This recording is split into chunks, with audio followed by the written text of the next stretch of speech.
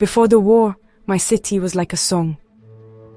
The streets of Tehran were busy with the sound of motorbikes and sellers calling out about sweet pastries. I was a student, and honestly, my biggest worry was a hard test or asking my dad for money to go see a movie with friends. We lived our lives under a blue sky, full of simple routines and small joys. I would walk home from college, passing the same stores and smiling at the same familiar faces. Life was easy to predict. Life was safe. We heard news from other places about fights far away, but they were just stories, not our real life. Our world was held safe within our neighborhood, our family, and our dreams for the future. Then, one Tuesday in June, the sky turned red. The first blasts shook the city before morning, a deep, scary rumbling that made the windows shake. It was not a sound we knew, but we understood it right away. Fear, cold and sharp, came into our home and never left. The news reports said what the shaking had told us. Our country was being attacked. The song of the city was replaced by the loud sound of sirens and the far-off constant thunder of fighting. The familiar streets were suddenly full of scared people, cars jamming every road, trying to go somewhere, anywhere, away from the danger. My life, which was once a straight path, had broken into 1,000 unsure pieces. Daily life became about staying alive. We learned to live with the fear, a constant knot in my stomach. Just going to the market for bread became a dangerous task. We would listen for the drones above, our heads always looking up at the sky. My college closed, and my friends and I stopped talking about movies or tests. Instead, we talked about which roads were still open, which neighborhoods had been hit, and who had managed to get out. We would gather around a small radio listening to forbidden international news, trying to figure out the truth from the static and the fake news. Our dreams of jobs and families were replaced by one desperate wish to see another sunrise. The city I loved was disappearing right before my eyes. Buildings I had passed every day were now just piles of broken pieces and twisted metal. The beautiful park where families used to gather was empty, a ghost of its former self. The laughter of children was gone, replaced by a heavy quiet that was scarier than the explosions. The war didn't just break buildings. It broke the small, everyday things that made life feel normal. It took away our feeling of safety and put in its place the constant nagging worry that our home, our street, our very lives could be next. We were stuck in a bad dream, and all we could do was wait and pray for a way out. Hope came in a quiet phone call. My aunt, who lived in Canada, finally got through to us after days of trying. Her voice was faint and crackled with static, but her words were like a lifeline. "You have to leave," she said, her voice urgent. "I am working on it. There are people who can help." After that call, our apartment, which had started to feel like a cage, became a secret meeting place for our escape. My father would speak in low voices to people my aunt had found, while my mother began sorting through our things, deciding what was important and what had to be left behind forever. Every talk was a risk, every plan a weak thread of hope. The first step was the hardest, packing one bag. How do you fit a whole life into one small suitcase? My mother held up my grandfather's watch, its gold surface shining in the candlelight. "This must come," she said softly. I packed 3 books, a picture of my friends and me laughing at a birthday party, and a warm sweater. Each item was a memory, a piece of the life I was about to leave. Looking at the small pile on my bed, I felt a deep sadness.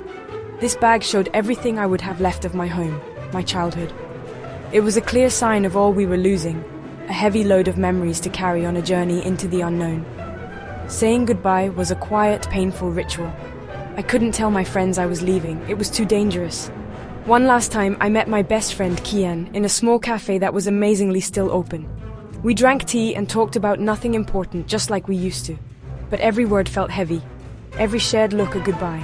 I wanted to tell him everything, to hug him and promise we would see each other again. Instead, I just said, "Be safe, Kian," and walked away, my heart feeling like a stone in my chest. Leaving without a proper goodbye felt like a betrayal, another piece of my life torn away by the war. The waiting was a special kind of torture. My aunt's contact, a kind stranger from a group that helps people, helped us apply for an emergency visa. Because the internet was so bad and blocked, he had to send the paperwork for us from another country. We spent days hiding in our apartment, jumping at every sound, waiting for an email that could change our lives, The quiet was very loud, filled with unspoken fears. What if the visa was not approved? What if the borders closed? What if we were caught? The hope that had grown from my aunt's call was delicate, and with every hour of quiet it threatened to die. The email finally came. Approved. Go to the Azerbaijan border, now. The message was short, but it was everything. Relief washed over me, so strong it almost made me fall to my knees. But there was no time for feelings. We had to move right away. My father had already set up a driver, a man who knew the back roads, the ones less likely to have military checkpoints. We put on plain, dark clothes to avoid drawing attention. My father gave me one last instruction, his voice firm but his eyes full of fear. If we are stopped, do not speak. Let me do the talking. You are just a student visiting family in the north. I nodded, my throat too tight to speak. The trip out of the city was a slow, scary crawl through a landscape of fear. We drove through streets I no longer knew, past broken, bombed-out buildings and walls made of sandbags and burned cars. The air was thick with the smell of smoke and dust. At every corner we expected to be stopped. Twice, soldiers who looked tired and barely older than me waved us through checkpoints. I kept my head down, my heart beating fast against my ribs like a trapped bird. The quiet in the car was heavy, broken only by my mother's soft prayers and the strained sound of the engine. Every mile we traveled felt like a small win against the chaos that had taken over our world. Our driver, a man named Reza, was our quiet protector. He drove on the broken roads with a calm focus that made us feel better. At one point, we came upon a long line of cars stopped at a temporary roadblock. Instead of waiting, Reza turned down a narrow dirt path without a word. For an hour, we bumped along a path that was barely there, winding through hills and empty farmland. He shared his water and small pieces of flatbread with us, a simple act of kindness that felt huge. He never asked for more money or complained about the danger. He was just a stranger helping another family find safety, one of the quiet heroes that wars create. As we got further north, the signs of war began to disappear. The sky cleared, and the constant rumbling far away stopped. We started to see green fields and small villages that seemed untouched by the fighting. It was like driving from one world into another. But even as the land became more peaceful, the tension inside me stayed. I couldn't relax. The fear was a part of me now, a shadow that stuck to my every thought. I kept looking back, half expecting to see the smoke-filled sky of my city again. We were getting closer to safety, but the home I was leaving behind felt farther away than ever, like a distant dream I was no longer sure was real.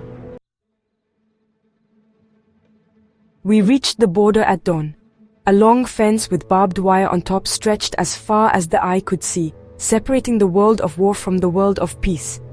A crowd of people was already there, huddled together in the morning cold, their faces showing the same mix of hope and tiredness that I felt. Families with small children, old couples, and young people like me, all holding their bags and their papers, all waiting for a gate to open. We joined the line, and the final wait began. Every minute felt like an hour. We could see the guards on the other side, calm and organized, a clear difference from the chaos we had just run from. When it was our turn, a serious-faced official took our passports and the visa approval letter. He looked at his computer screen, then at us, then back at the screen. My heart pounded against my ribs. This was the last big challenge. I held my breath, watching his unmoving face for any sign. My father stood straight and tall, but I could see his hands shaking slightly. My mother held my arm, her grip tight. After what felt like forever, the official stamped our passports with a loud, clear thud. He pushed them back towards us and nodded. "Welcome," he said, and the word unlocked something inside me.